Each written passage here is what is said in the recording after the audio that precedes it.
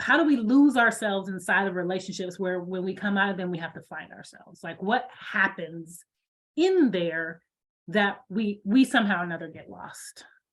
Because somewhere along the line, I think we're trying to conform to something we already know is not going to work.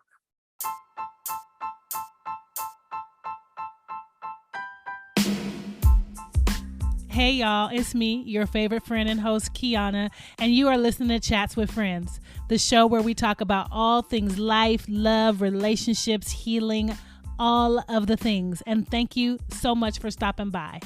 How the heck have you been? How have I been, you ask? Y'all, we have so much to talk about.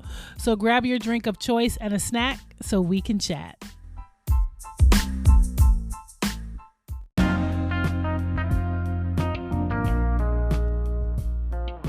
Where the hell have you been? that seems to be the question of the hour. I mean, I'm not the only one that wants to know. No. I've been in hermit mode. Trying to get stuff done. I see your vision boards behind you. Is that what you've been getting done? Your vision boards? I'm trying to. Got a few things knocked off that list, but it's a whole lot to go. I am so happy to see you. Wait. Hold on. Hold on. You know what I'm most excited about? I'm most excited about naming this episode. People are gonna be like, sister wife. What? They be like, what? What did we miss? What is that? I am so happy to see you. You look fantastic. Thank you, and times a million for just saying yes and jumping on and just catching up. I mean, it's just like there's so many missions I have with this podcast. One is just create community and like to be able to connect with people and to just catch up and just be in relationship with people. And I feel like I have not talked to you in forever. And when I asked you were a yes, you didn't like ask a whole bunch of questions. You just when, where, what time, right? And so, of course, I was excited that you got it up and going. Girl. I know you've been talking about it. So I'm all about like, okay, let's go, let's get it done. What can I do to help? I mean, all the things, and girl, I have gone through this last couple of years. It's been a doozy. I think even post the pandemic, right? Have been a fucking doozy, and so many things that have come to my mind around like procrastination and making excuses and why I haven't done what I'm. Look, now you're speaking my language now. That procrastination, boy. And and then when you ask yourself, like, why am I putting that off?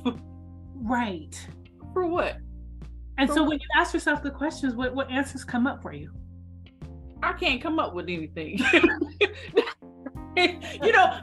can't come up with an answer. I can come up with plenty of excuses, but not an answer. Mm-hmm. So my excuses are, life, happens, or I have to do, I have to work, or, oh, I'm just so tired when I get home, or, that I can do that later. Well, I have to help this one with that, because I got these two teenage boys, Gen Z in here. Well, we're gonna talk. That's another story. But anyway, I got have to work with them. So it's just all kinds of excuses that come up. Mm-hmm. Excuses, because they're not reasons. Mm-hmm. Mm-hmm. Right. Yeah, and so like getting up under that, like getting up under the excuses, right? Because the last time I checked, life is going to continue to life and the world is going to continue to world. And so if we forever allow those things to be the reason why, it's never going to get done. Mm-hmm. Right. And what has helped me was just thinking about when, I can't remember who said it, but there's a lot of people who said it, but when they were talking about how there's never going to be a right time to get it done. There's always the stars are never going to be aligned. The timing is never going to be just right. Everything's not going to already be in order. So you just got to do it now. And then there was this quote I posted not too long ago, maybe about a year ago. And it said, if I had to wait to get my ducks in a row, I would never get it done. So I just have to pick up them puppies and just run them across the street. Right. Yeah, exactly. And I think the bigger question is, what stops us from picking the ducks up and just running them across the street? Just getting out of our own way. Fear of what we don't know. Fear of, and I learned a whole lot about, in the last few years, just what fear is, how fear is just an illusion. Because fear comes from memory, memory of what happened before. So now I have a memory of that. So now that keeps me fearful to try again. Right. And that's all it is. That's really basically what it boils down to, is fear, one way or the other.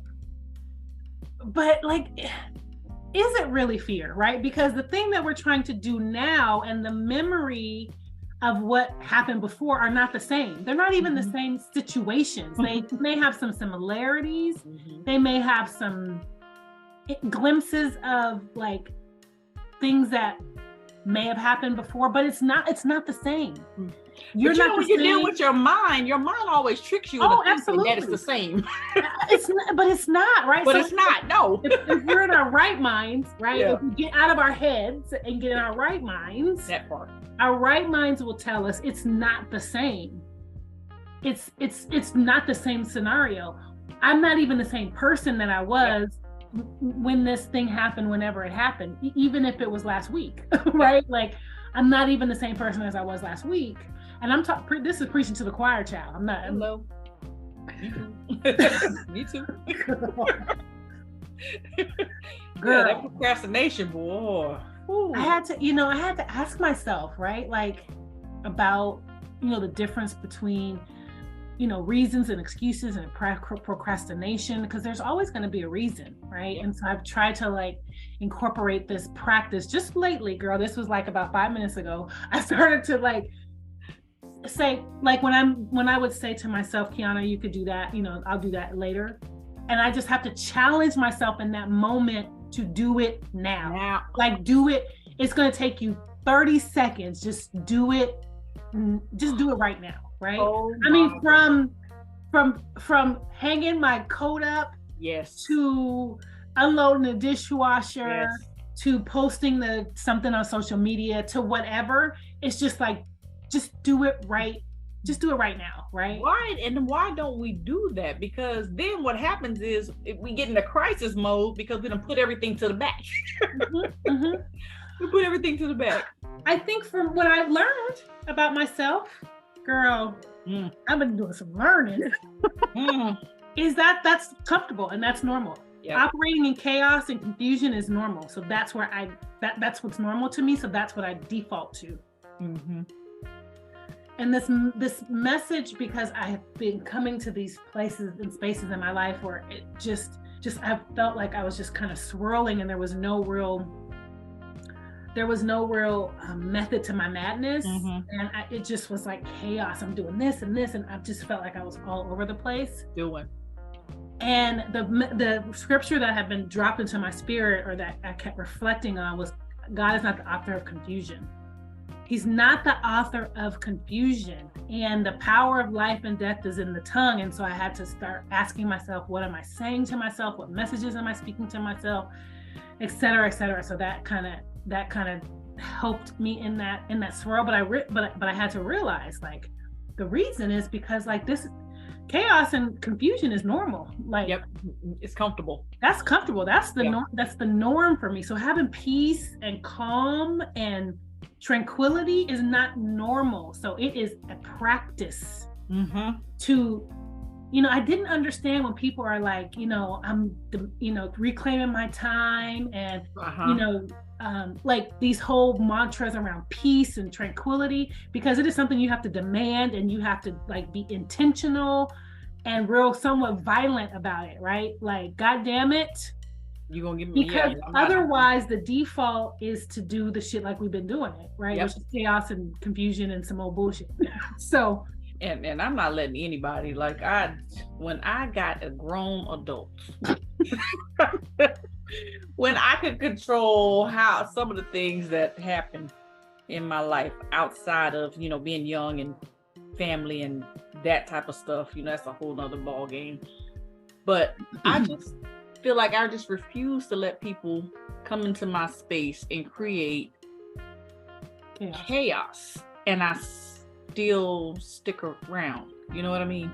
And now, like, I had that idea, that mindset before, and I didn't know how to always act on it. But now it's like a no-brainer. I'm like, oh, I don't care if your kids, grandma, dad, mom, daughter, boss, you're not disturbing my peace. I gotta live with this body, this mind, this spirit until it's no more. I'm not gonna let you come in and disturb my hard fought for peace, because you do have to fight for your peace. It's natural. The world is naturally at chaos, and the world is natural at just creating drama where there is none. But what's not natural is the peace. So you have to create that yourself. And it's hard sometimes. It's hard sometimes, because sometimes the war is in you. So preach. So you have to really fight. Fight. You look around for somebody to blame. It's like, wait a minute, okay, it's me. It's me. Girl, that'll preach right there. That will preach. And it's interesting you say that, because I came to some conclusions around that. When it's just you by yourself and you don't have nothing else but you, and the silence gets real loud, right? Yep. When your thoughts and when you are confronted with you, there's nobody else in your life that you can blame it on, and it's just be you, and you be having to sit in your own. Like, I did this. Like, I created this mess. Life. Like, you're gonna whoop your own ass. Like, no, you know. Entire. You're entire. You know better. Tell me about these vision boards you got in the back on the wall. My vision board here. This is my all-encompassing vision board. So that has like everything, from the house to my my business ventures, my perfect kitchen, my cars, my health, just things that I want to have, like being able to go visit me, seeing Oprah and Ayanna and all them, kind of having a conversation and being one of their guests one day. This other one is about my travel and living life with intention in my writing. Okay. And all of that. But this one over here is about, my love life, that perfect. Well, okay, we're gonna talk about that in a minute, but I want to talk about the green one, the one that has like the everything. With everything, yes. Yeah. So you said you have kitchen. So do you like to cook? Are you a cook? I do. I like to cook. Okay. Yes. So okay, and then do you want to? I am making a transition. Okay. Good. Yes, good. Okay. So you have a house. So your intentions or your goals on your vision is to own a home. That perfect house. Yes. I want my backyard to be nice and conducive to writing in my peaceful place. Your zen. Yeah, and so like my health goals, things like that, real estate ventures. Very nice. So to the writing. Yes. I know you have plenty of writing. So tell me about your writing. Now you have been, it's something that I know that you've desired for a long time. So tell me about what you got going on and what your vision is and your goals around writing.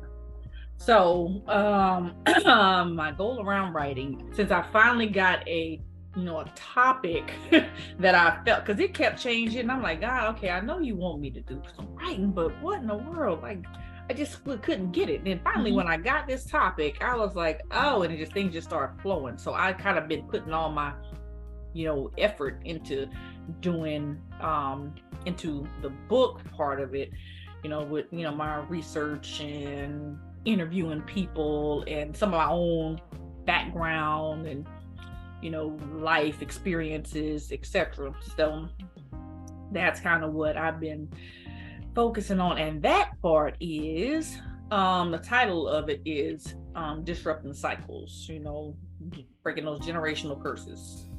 Got it. So you already and I have hate using the word generational curse because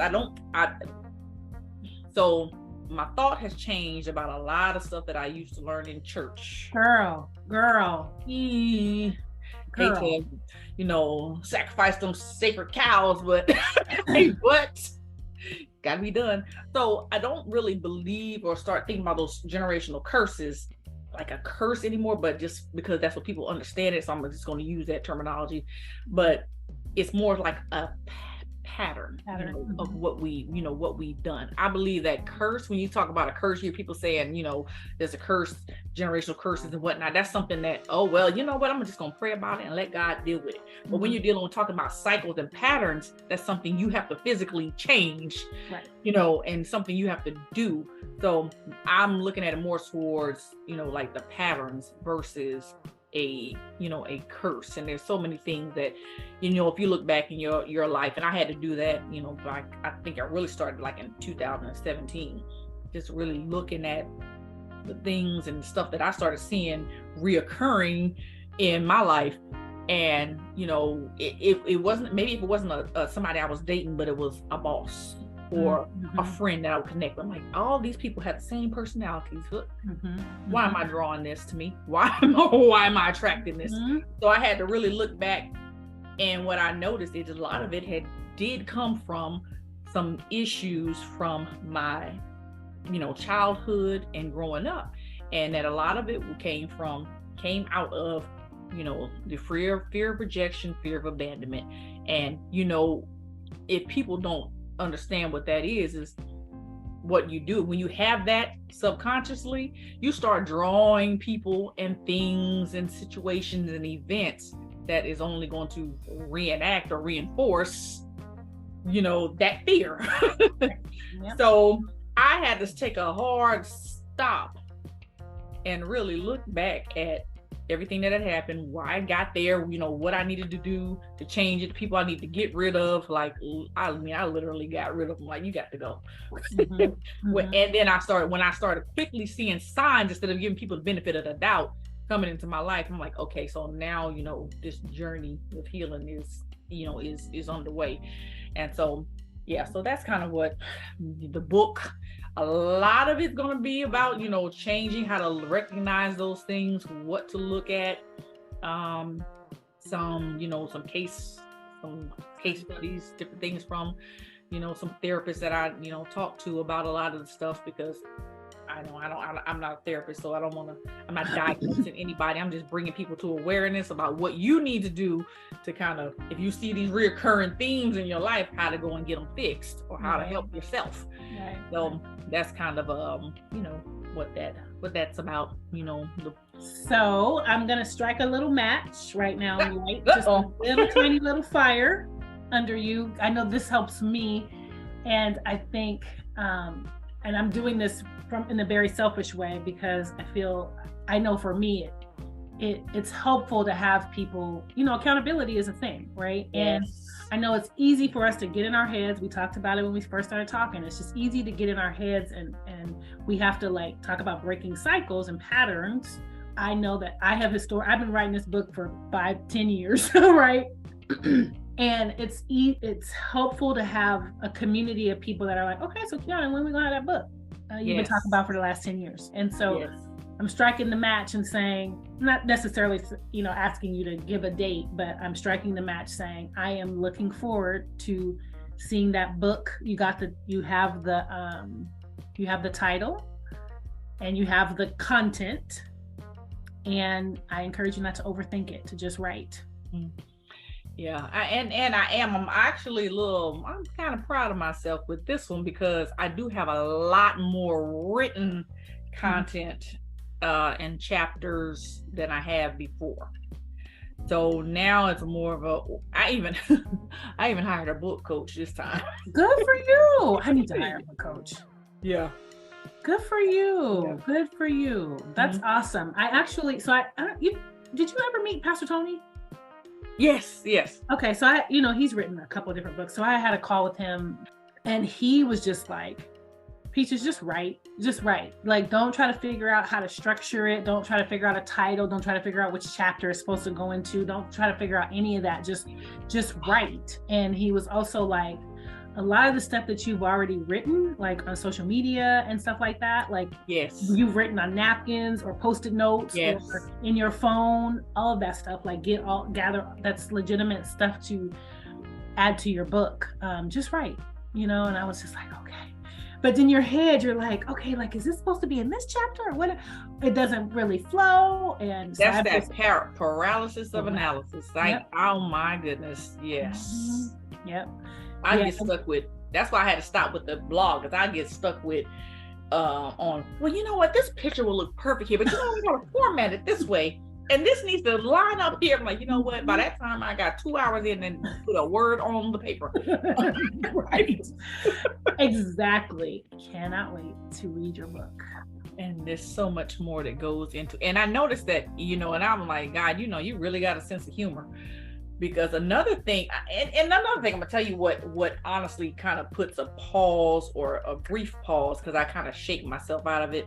But you know, especially with the topic that I'm dealing with, is if you have not 100% mastered that, it's like, oh, you know what, I can't talk about that.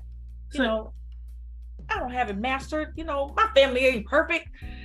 My kids acting a fool. How am I supposed to sit here and write about that? But you know what? It's like, God was like, you know what? You know, sometimes when you're writing, you know, things start healing as you write. That's right. So just get through it and get done with it. And maybe it might not necessarily be for them right now, but maybe later on, you know, up the road. But for the people that's ready for it now, right, that's who you have to focus. That's right.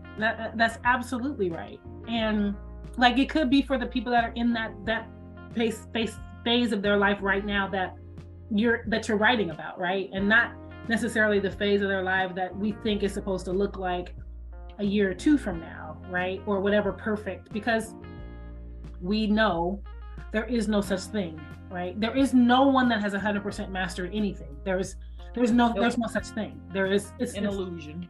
It's an illusion. It's a lie. Right? There's any expert or anybody that's written a book about any subject matter, they are not 100% on any of it. Nope. So nope. That's a lie to tell ourselves. That's a lie.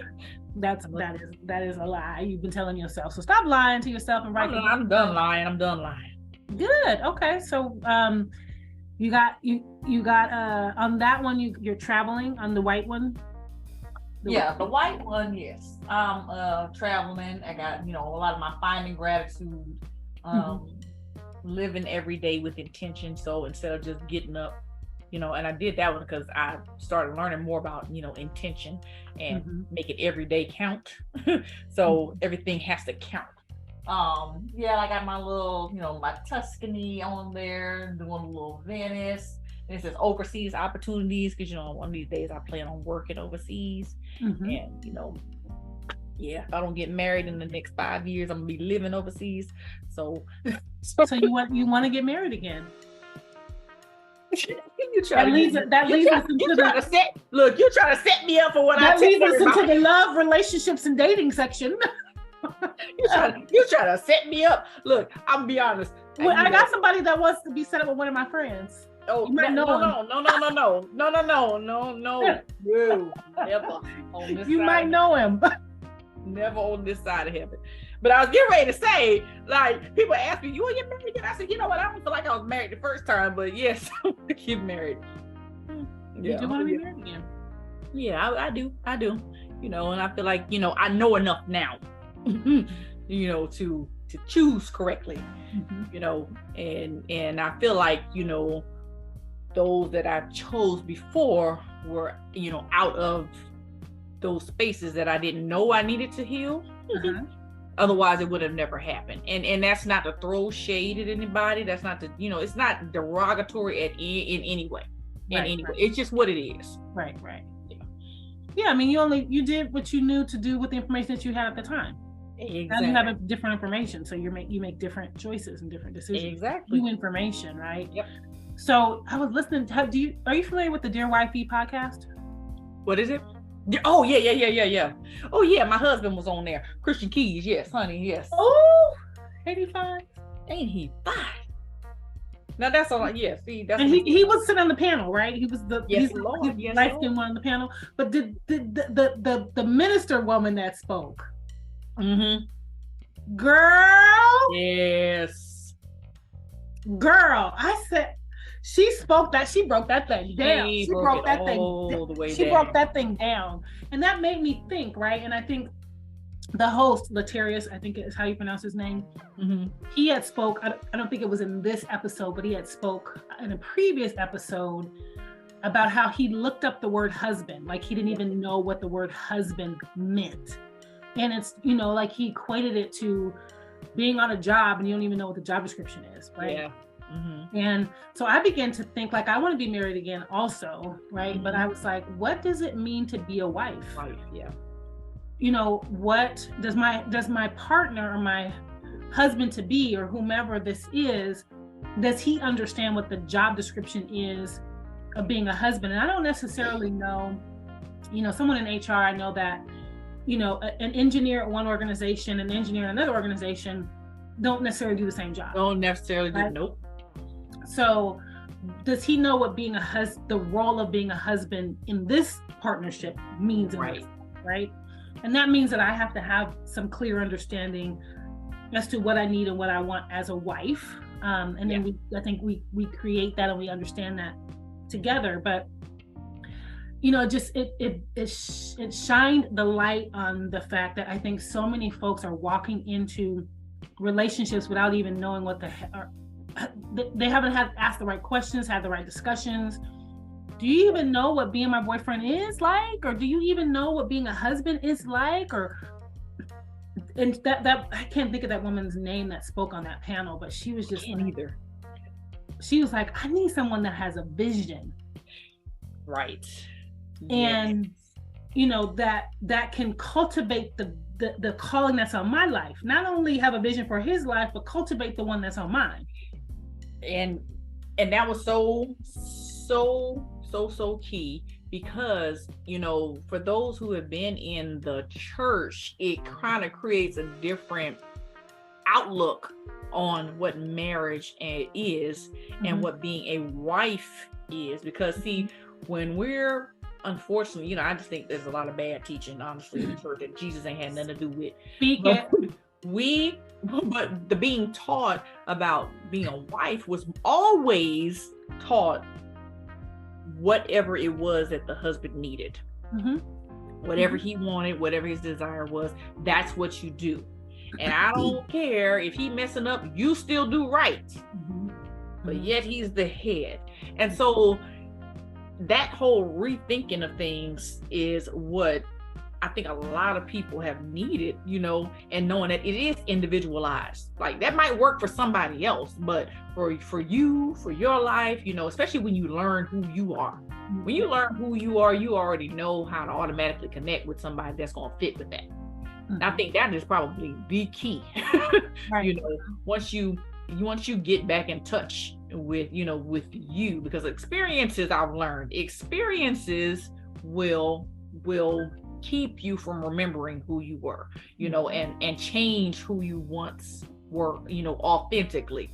It's not until later on you start learning and finding yourself again until you kind of get back to that mode. So once you learn who you are, the authentic you, then you can start saying, okay, this is what I want. This is what's going to work for me. This is who I need. This is what I'm going to offer. This is what I have to give. Outside of that, I'm like, I understand, remember the teaching of the church, but I didn't agree with it then. So, so I know now it's like, you don't stand a snowball's chance in hell get me to, think that way again. I understand it's a partnership, and that's what it has to look at, not, being, like a subordinate. But a partner, partnership, and you partnering with me, you might be the best person in the world, but if you don't click, if you're not set up to be that match for me, then it's still going to be a horrible relationship, no matter how great you are, no matter how great I am. But so I'm just all about now finding that that match. What is it you want to match to? Like, what is it you, if he walked into your room right now, what is it that it would be that you would be able to say, oh yeah, this is a match? What about him or his essence that? His essence is that he, number one, he gonna be able to deal with, me. Because and I don't mean, deal with me because I'm just like, whatever, I don't deal. But I do have a strong personality, but I'm a kind of, my personality is silently strong, because I won't yell and cuss at you, but I'll look at you like, keep on talking, but I'm not gonna listen to a word you're saying. That type of thing. But my personality, he has to be able to take the lead in some stuff. Like, I'm tired. And I want somebody that where some things I just don't have to think about, like I know that he can come in, he has a brain enough to be able to think, he has the intelligence enough to be able to hold a conversation anywhere we go, whether we stand in, we in the street somewhere, he can talk to those people, or we are over at the at the White House, or at somebody's something really intellectual. You can in all points in between, somebody that's going to be able to do that, somebody who is already emotionally intelligent enough to be able to pick up on social cues, somebody that can listen, somebody who's fun, now let me see how I'm gonna put this here. So learned, okay, let me see. So I have always said that I would never date anybody that was close to my brother's ages. Well, my brothers are 10 years younger than me. So that is that rule, is that rule off the table now? That is way off the table now. Way off the table now. I ain't gonna say I'm a cougar, but I do purr a little bit. Okay. 10 years? At least, yeah. I am not even mad. I'm not even mad about it. Yeah, I have a reference point, but we ain't gonna talk about that online. Would you date 10 older? No. Absolutely. It's a hard no, it's a hard pass. Well, let me tell you why. Because some of the people that I dated that were like my age or 50 and above, they have I don't want to offend anybody, but they have this mindset somewhere that it's like so caveman that I've seen, like this caveman backwoods, you supposed to do this, the children of Kevin Samuels type stuff. That's what I've seen, in that age, group. So anything older than that, I don't know, unless he's just really, evolved in his thinking, it would definitely have to be that. But I'm just, my mindset is I'm open. I'll talk to you, but when you ain't clicking, you got to go. Like I know now what to pick up on. Right, so, right. How I'm not gonna waste no time. Right. You're not just. Where are you meeting? Are you doing online dating, or what are you? How are you meeting people? I did meet a couple people on Facebook. Oh, okay. I did. They were, they're still nice people, but in your city, or like were these folks in your city? No, out of the city. I don't. I'm just wherever. Yeah, I'm just open. Like okay. Yeah. That. But no, I did. Oh Lord. So I did end a relationship that I was with somebody a couple of years ago for a while. I was with him for about maybe 7 years. Oh wow. Wow. That's a nice chunk of change. Yeah, I try to look at it as a learning experience. She had to take a drink.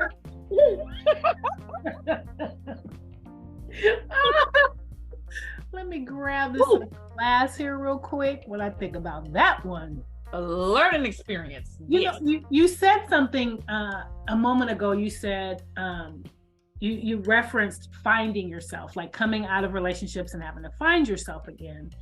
And I posted something like a year or so ago, or some time ago, where I had that same experience. So I dated this guy for 3.5 years or so. We lived together and all of that. And I remember coming out of that relationship and feeling like I had to find myself. And I'm like, why do women, and I'm asking you this question, just if you know the answer, if you have thoughts on it, why and what happens in relationships that when we come out of them, we have to, how do we lose ourselves inside of relationships where when we come out of them, we have to find ourselves? Like, what happens in there that we somehow or another get lost? Because somewhere along the line, I think we're trying to conform to something we already know is not going to work. Okay. So, and then we spend a lot of time conforming, then we forget who we are because we're just so busy doing the dance. We're so busy putting on that mask and trying to be something that they want because we want the relationship so much. And we don't want to just have to go out there and try again. So it just seems easier to work with what we have and realizing all along this is not going to work. So we just waste time. So the more time we waste, the more of ourselves we lose. And then you get out of it and it's like, who in the hell am I? Right. Who am I? So you were performing as someone else that you thought that this person wanted, or who you thought you needed to be in order to be with this person, because you already knew that this relationship was fucked from the beginning, whatever, right? So you were just sort of making a round peg fit into a square hole. Exactly. And all the while knowing that it didn't fit anyway. So that you're losing parts of yourself by trying to be something that you're not. Got it. Exactly. And it happens more times than we, are willing to admit. And I think it happens with men too. One thing I have learned over the years that there are a lot of men who are in the same situation that a lot of the women are. I have really learned that, and I said, wow, so this is like a people thing. Like, just, I've heard stories, and witnessed stories with men dealing with women about, the same things, and men having to get out and, really finding themselves again. So it's just a matter. One thing I will say that it really is, and we need to really tap into it more, is that darn intuition. And your gut, because a lot of times if you really think about it, whatever you were clicked in your gut the first time you were dealing with this person is the same thing, the reason why you leave them at the end. It always works that way. And I had to get rid of that one, and he not get rid of. I did. Wait a minute, let me tell you what the funny part about it is. The funny part about it is this joker had the nerve to call your bestie and ask him for advice about me. That's tea for you right there. And Charles better have had your back. Okay. He did. He didn't want that smoke from me. You don't want that smoke. He didn't want that smoke from me. No, he did, but I think the other point that you made is, yes, there are men that are going through the same thing, which I don't think enough of us understand or grasp, or have empathy and compassion for. Yeah. I think the challenge is that we realize that we're jacked up, and so we stay down to the counseling, and we stay down to the Ayan Levansan, and we, we're consistently trying to figure out how to heal or resolve some of our hurt, right? We get heartbroken, we talk to our friends, guys don't. They don't have that. No, they don't. So they get broke up with, or they experience, trauma inside of a relationship, and they may talk to their friends about that person, in a way that will, soothe what it is they're feeling in that moment, but they don't ever really resolve that issue or that hurt or that pain or to go through the process of healing. So they just jump to the next person. So then they take that's going to be the fix all. They take their fractured, unhealed selves to the next relationship, and wonder why, right? And so they skip the step of, okay, I've gone through this experience, and so what did I learn from it? How can I be a better man for it? What, how do I heal from it? What tools, what resources, counseling, therapy, books, conferences, whatever it is that they need to close that wound up. It's not ever going to go away, right? But now they're taking these wide open ass wounds to the next, and then then she got to deal with his foolishness, right? Right. Black men in that age, they don't go to counseling. Like, it is not something that they do. I think now COVID and that sort of shine the light ever so brightly on mental health and how important that is. And so now I'm hearing and seeing more and more Black men that are stepping onto the other side and embracing this idea of, I need to talk to somebody, right? Or I need some help in this area. But it was forbidden, right? Black men didn't go to, I tell white people about my business. I'm not, like, that was just not something. So make me crazy. I'm not crazy. I'm not crazy, right? And it had nothing to do with you being crazy, right? Literally talking it through, because sometimes just talking it through will help you to see some things that come up that maybe you have forgotten about, that is very key to your own healing. And talking to somebody who absolutely knows nothing about your business is a little bit easier. That's right. It is. A neutral party who doesn't have a dog in the opinion at all. They don't have a dog in the race, and so they just to be able to, sometimes just hearing yourself say some stuff out loud is just like, oh, right. And if we had the answers, if we knew what to do ourselves, we would have done it already. So that is key indication that we need support, we need resources, we need help, right? And saying I need help doesn't mean you're broken or something's wrong with you. It just means that you're having a human experience, which we all are. Exactly. Child. Exactly. And nothing wrong with that at all. Are you currently dating? Mm-hmm. Okay, I ain't mad at you. And so how is that going? Like, what have you learned about yourself from other relationships that you, eyes wide open going into this relationship, were like, okay, Jeneen, and this is not about him, right? Because you are who you are in every relationship. So, I mean, I think one of the key things I learned about myself over the last 10 years or so was like, Kiana, you can say what you want to say about anybody you've ever dated. You can say what you want to say. But the common denominator in every single one of them is you.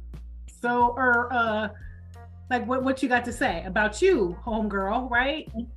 You are the common denominator in all of them. So, with that being said, walking into this relationship, you were like, okay, Jeneen, this is what I've learned, and this is how I'm going to do this one differently. So just for me, I would say just, it's okay to be all of you.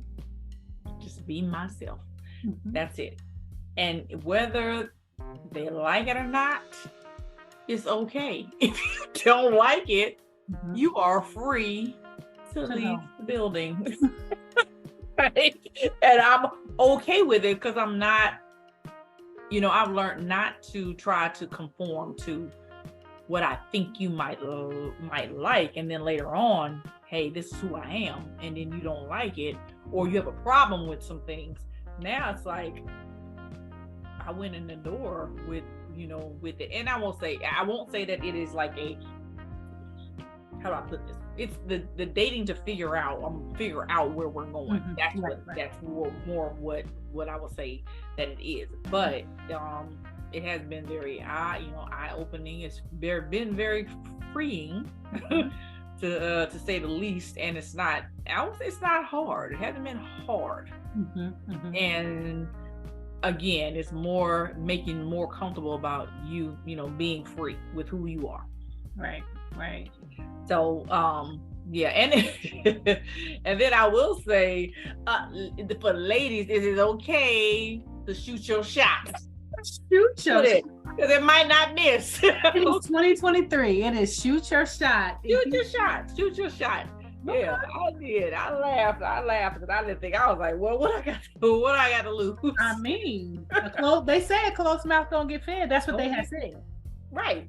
Yeah, exactly. So, and this was like maybe about 6 months or so after I had broken up with my ex. And in my mind, I had always thought, well, the proper thing to do is to wait an extreme amount of time before you even try it again. Mm-hmm. But I learned something, that healing don't take all day.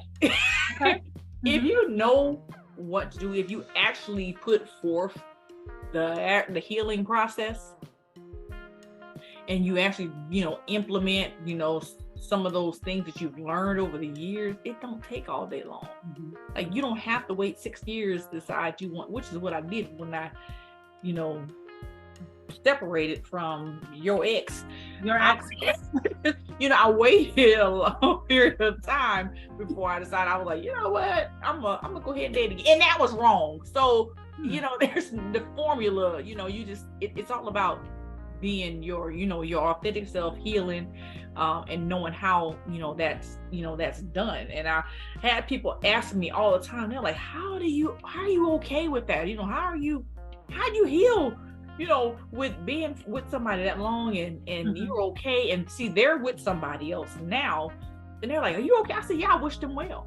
Like, how in the world? I said, because I'm okay with me, and I understand that was not what for me. So if that's not for me, then why do I block or be upset with somebody else that may be, for them? Like, I'm waiting on my perfect match. Like, what do I care about what you're doing? It's right. Okay. I learned a lot. And actually, the relationship with him is actually what jump started my whole, disrupting cycles, because he was part of that cycle, and I was able to sit back and watch, like, okay, why did you come here?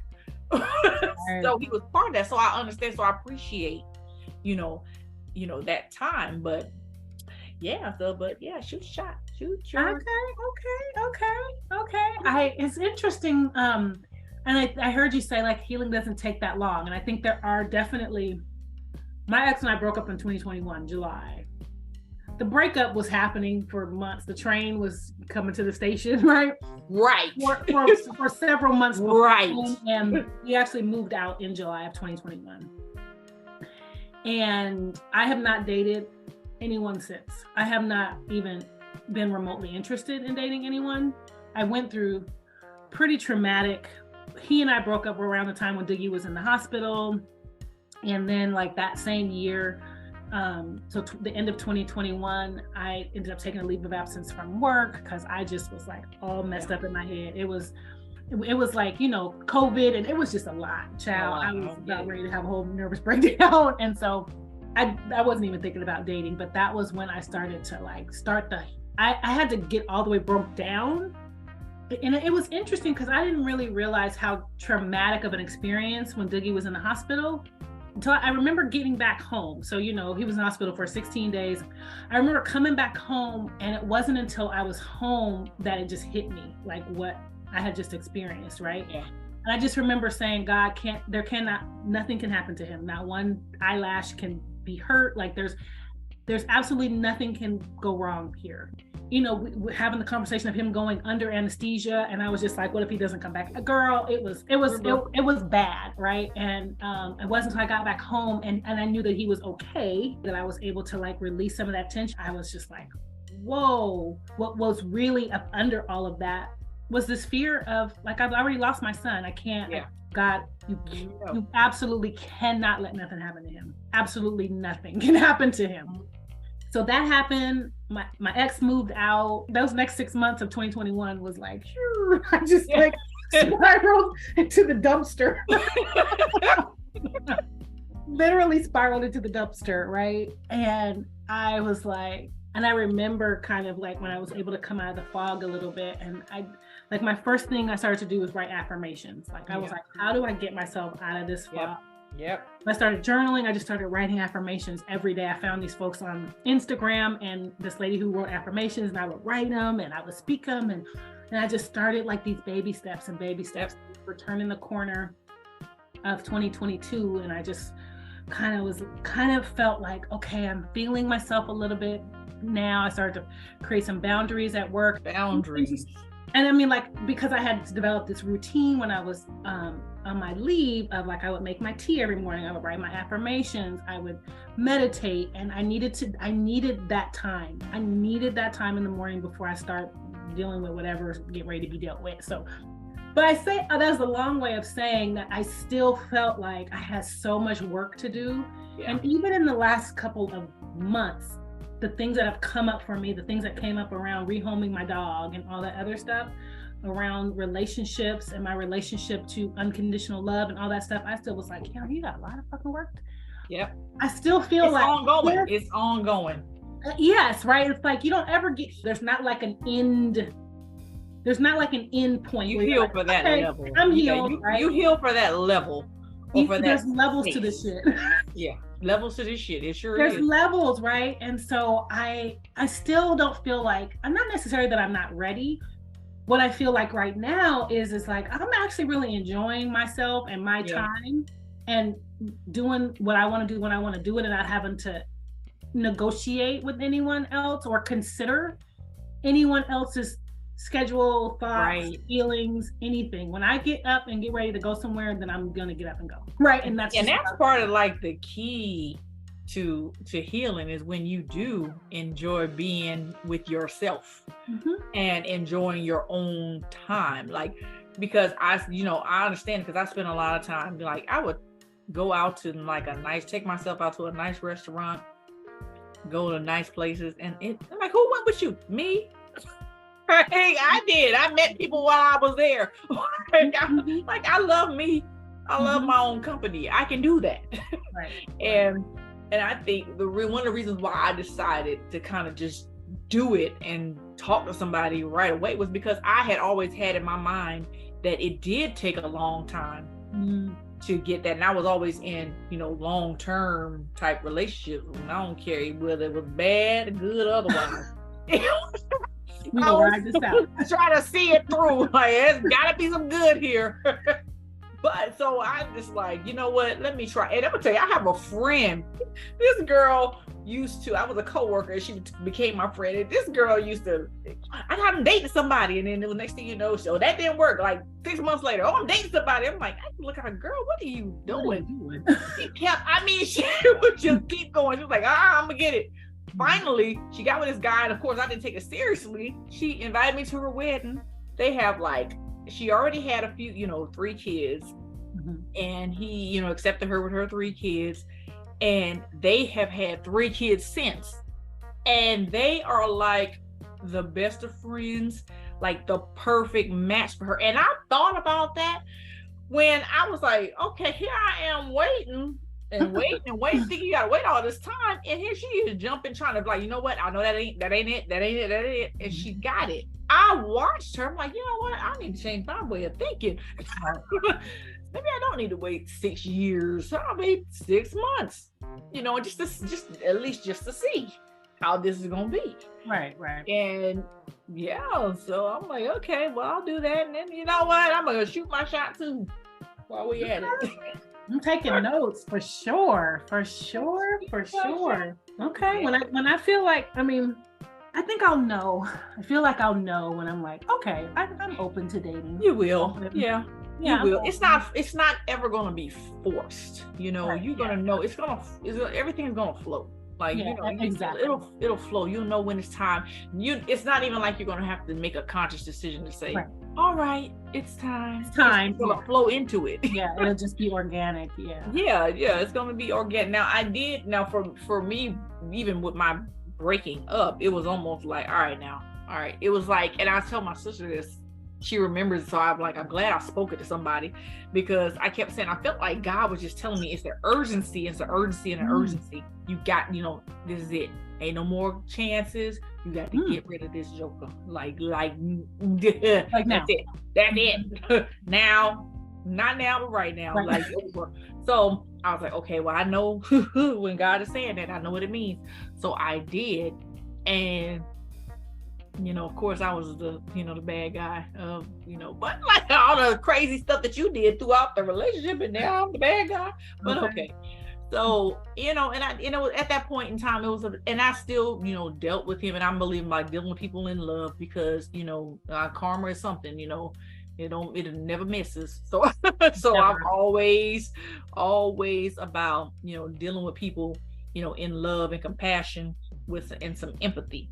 regardless of what they've done, I still find that empathy, because again, you know, what I wish for somebody else, I wish for myself.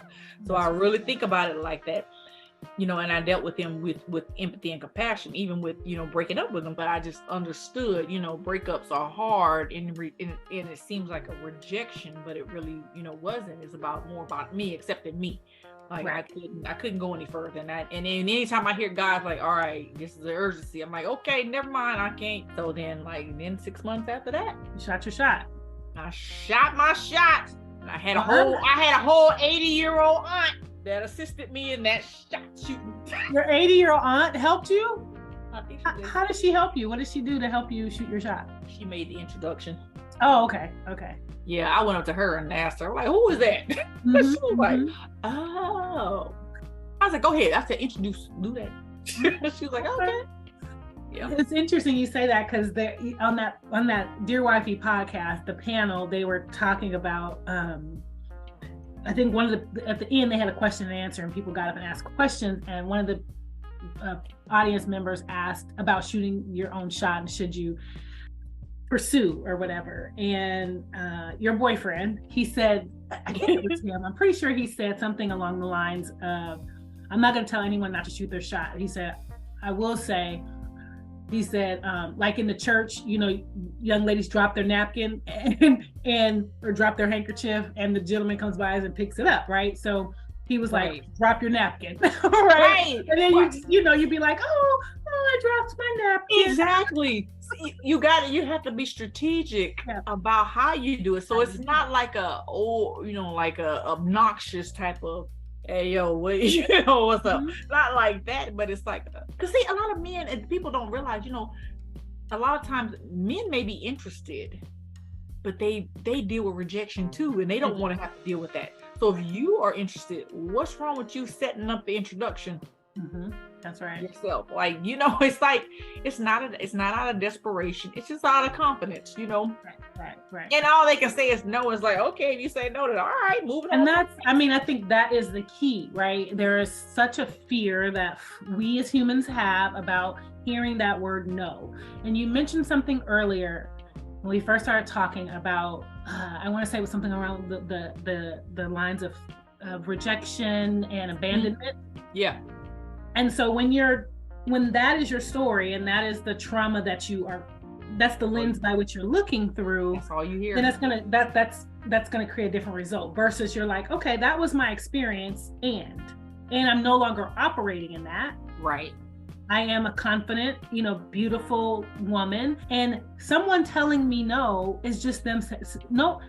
They have a girlfriend of mine, we were having this conversation around that, right? Like, everybody don't have to say yes to me, right? Like, people get to say no. Right. People have choices. Everybody have yes. They don't have to choose me, right? And them choosing me is information. Why would I want to be with someone who doesn't want to choose me? Right. And that is not offensive that someone would say, no, actually, no, I'm not interested, right? And we're so busy trying to force them to say yes. We're trying to align ourselves with somebody who's already made it clear that they're not interested in us. Why would I want to say? But the crazy part is we say no to people all the time. We say no to people all the time. Like, you know, your DMs are filled with people you say no to.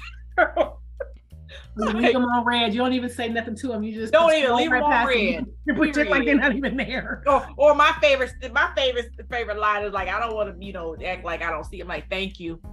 Girl. I don't care what the comment is. Thank you. All the you want to date me? Thank you. That's it. Emojis with the heart eyes that I get in my inbox. I just first of all, if you go send me an emoji, I'm gonna need you to say, "Hey, Kiana," or something. Please don't something. Yeah. Be nice. Yeah, that's it. That's it. Whatever. All right. So we talked about. We caught up. We talked about your vision, your dreams, your purpose. You're working on your book. You're writing. Who and what you're loving right now, and what you learned about relationships. What piece of advice, a quote, or something, I believe iron sharpens iron. And that's, you know, for me, when I think about my friends, you know, when I think about people in my life and people that I, you know, are in my circle, I want to be around people that make me better and that I'm able to make better, and that we just we sharpen each other and we call each other out on our shit, or we just encourage and inspire and motivate and just light fires under each other. Those are the type of friends that I want in my life. And so for folks that are listening, and even for me, anything that you want to share, a piece of advice you want to give us to sharpen us.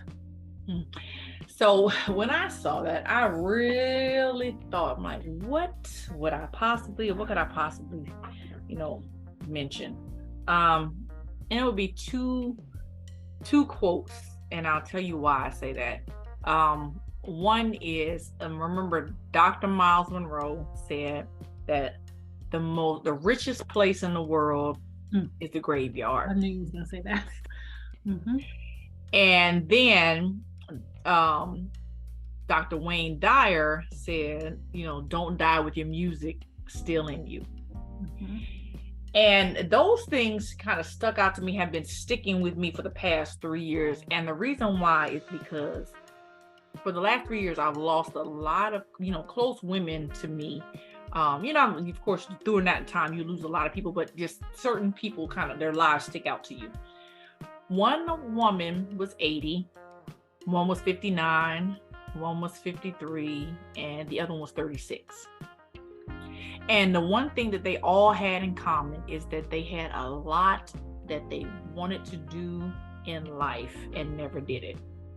They had dreams that I remember them talking about. I remember that, life got in the way and they were never able to do it. I remember that, sickness came in and just kind of robbed some of them, of that. They kind of gave their life to a spouse, and they kind of just didn't do the things. And a lot of these women were really smart, and they were intelligent, they were talented. And so when I thought about that, those are the quotes that came up. And so if I would say anything, it would be, whatever you think you want to do, have desired to do, have dreamed about doing, that thing that won't let you go, do it. Do it. Because if you can notice, like, I gave an age range of women who had been stuck in a space of not doing, and who knows what those reasons were, but whatever they're not good enough to die with your music, your gift, whatever that is that God has given you. It's not good enough. It's not a reason enough to die with that in you. That is like doing yourself a disservice, and it's actually a slap in the face to God, who has gifted you with these items, with these talents, these gifts and abilities. He's given you that to multiply it, to let somebody else see it, feel it, experience it. So it is up to us to do that. And so I thought about them each time, and that's what kind of pushed me to just start doing things, regardless of what I thought about it, what I felt, what was the blockage that might have been in the way. I just started doing things. So if I could say anything, it's just to do it. Like, when you die empty. Yes. And I think I said this before when I was talking about Dre a long time ago. I said, one thing about Dre, he may have passed away at a young age, but he left it all on the field, because he pursued his dreams with his fullness and he emptied himself out regardless. So that's what I would say, is to do it. Whatever, don't wait on it. Time is not going to wait. Life is not going to wait. Find that place that you need to be in, and just get there. I love it. Yes, thank you. I do want to pull a card from the deck, so hold on. Let me grab the deck. Yes. So I'm going to pull from the Friends edition, and I literally am just going to pull a card, and so I'm just going to pull one, and I'm not going to look at them. So this is the card, and it says, I don't know if I like this one. I like this one better. It's my game. I can play how I want to. So this card says, What is the greatest lesson I taught you? Ooh, the greatest lesson you taught me. I would say to live and to laugh. Yes, because I would definitely say over years, one thing I can remember, regardless of what is behind that laugh or what is on the other side of it, you did just that. And that was laugh in spite of. And it's very contagious. And to live and keep exploring, life. So I would say that was some of the things. I know you said one, but I'm gonna give you two. Thank you.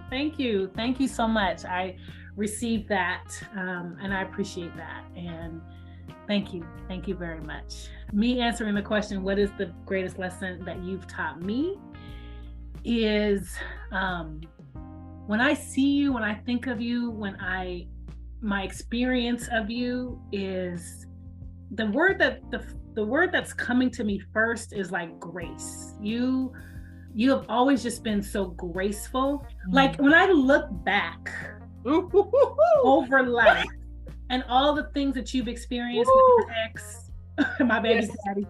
Lord. Just how graceful you handled it. You always held it together. You've always been very graceful. You've always been, you've just been graceful and held it together, right? And I even think about even now, like what you've experienced with your children, the fact that you're raising your grandchild, just all in grace, all in, not necessarily rolling with the punches, but you've just taught me you've been an example of what it looks like to just like hold your chest up, hold your head up, and do the damn thing. For real. Like you have done that. Like when you married a man who had not one but two baby mamas. One of them was crazy. That wasn't me. You know what I'm saying, right? Yeah. Like you've just been so graceful and gracious. You've never made me feel any type of way in any of my interactions, anything. You've just always welcomed me in, welcomed my son in, welcomed my grandson in, and I appreciate that. And even seeing you today, in my reaching out to you and asking you to have this conversation, we're just so gracious and so welcoming. And yes, of course, like it just, I thank you. I love you. I love you too.